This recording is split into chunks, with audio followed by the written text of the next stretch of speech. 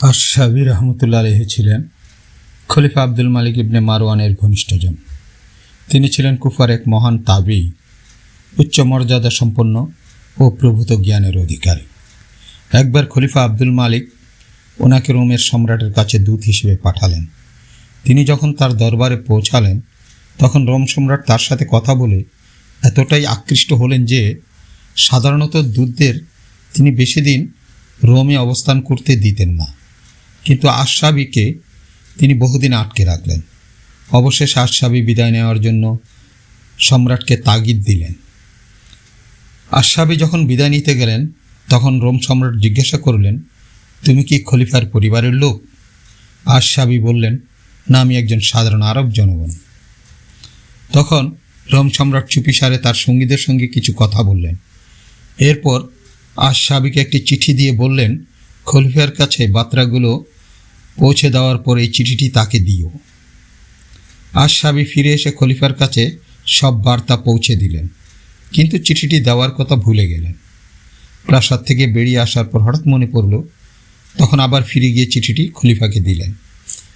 খলিফা চিঠিটি পড়ে আশ-শাবিকে জিজ্ঞাসা করলেন, চিঠি দেওয়ার আগে রোম সম্রাট তোমাকে কিছু বলেছিল?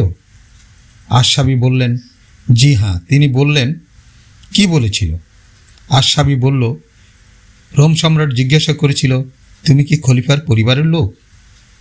আমি বলেছিলাম, না, আমি একজন সাধারণ আরব। খলিফা আশ-শাবির উত্তর শুনে আর কিছু না বলায় আশ-শাবি বেরিয়ে গেল, কিন্তু দরজায় পৌঁছাতেই আশ-শাবিকে আবার ডেকে পাঠানো হলো। আশ-শাবি আবার খলিফার সামনে উপস্থিত হলে তিনি বললেন, তুমি কি জানো এই চিঠিতে কী লেখা আছে? আশ-শাবি বললেন, না।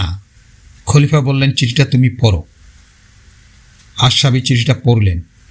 পড়ে দেখলেন তাতে লেখা ছিল, আমি বিস্মিত যে জাতির মধ্যে এত ভালো একজন মানুষ আছে, তারা কীভাবে অন্য কাউকে শাসক বানিয়েছে। আশ-শাবি বলল, আল্লাহর কসম খলিফা, আমি যদি জানতাম এতে কী লেখা আছে তবে আমি কখনোই এটি বহন করতাম না। সে কথা বলেছে শুধু এই কারণে যে সে আপনাকে দেখেনি। খলিফা বললেন, তুমি কি জানো সে কেন এই কথা লিখেছে? আশ-শাবি বললেন, না। খলিফা বললেন, সে তোমার কারণে আমার প্রতি ঈর্ষান্বিত হয়েছে আর চেয়েছে তোমাকে প্ররোচিত করতে যেন আমি তোমাকে হত্যা করি। পরে যখন এই ঘটনা রোম সম্রাটের কানে পৌঁছল, রোম সম্রাট বলল, আমি আসলে ঠিক এটাই চেয়েছিলাম। খলিফা এই চিঠি